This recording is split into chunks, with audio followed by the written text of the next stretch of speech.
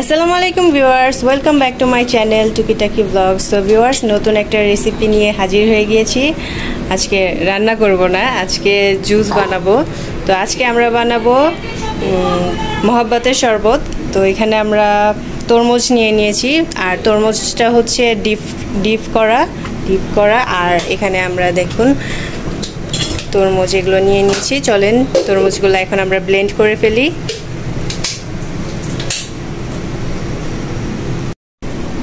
So friends, রোজা রমজানের দিন আসলে সবটুকু তরমুজ তো আর খাওয়া যায় না।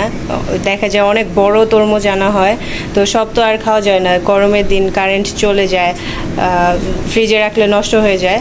তো তার জন্য আমরা অর্ধেক খেয়েছি, আর অর্ধেক কেটে ছোট ছোট করে কেটে ডিপ করে রেখে দিয়েছি।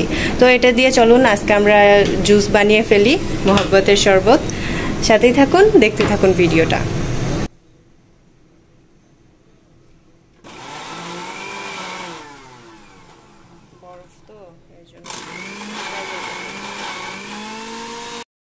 সো ফ্রেন্ডস, আমরা এই তরমুজটাতে এখন দুধ দিয়ে দিচ্ছি।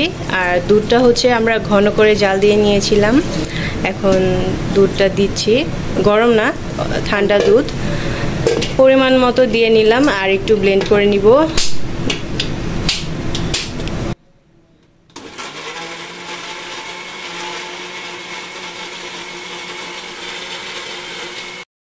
এখন আমরা সুগারটা দিয়ে দিচ্ছি, পরিমাণ মতো সুগার দিব। বেশি করে বানাচ্ছি কারণ গরমের দিন যেহেতু একটু জুস টুস না খেলে হয় না ইফতারের পর। তো এখন আর একটু ব্লেন্ড করে নিব।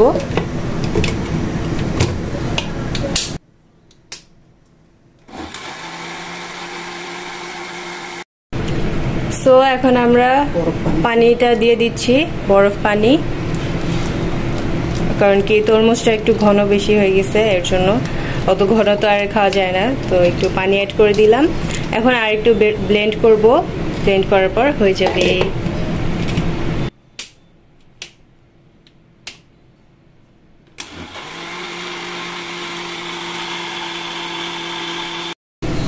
সো রেডি আমাদের মহব্বতের শরবত।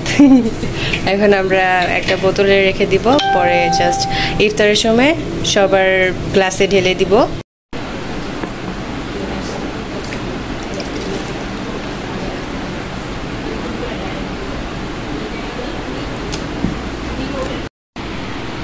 সো ফ্রেন্ডস, এটাই ছিল আমার মহব্বতের শরবত। তো আমার এই রেসিপিটা, আজকের রেসিপিটা কেমন লেগেছে আপনাদের তা অবশ্যই জানাবেন। আর হ্যাঁ, রোজা রমজানে অবশ্যই আপনারা এই মহব্বতের শরবতটা ট্রাই করবেন, একবার হলেও টেস্ট করবেন। আমি তো খেয়ে দেখেছি, অনেক মজা, আপনারাও টেস্ট করবেন। সো আজকে এই পর্যন্তই। সবাই ভালো থাকবেন, সুস্থ থাকবেন। আল্লাহ হাফেজ।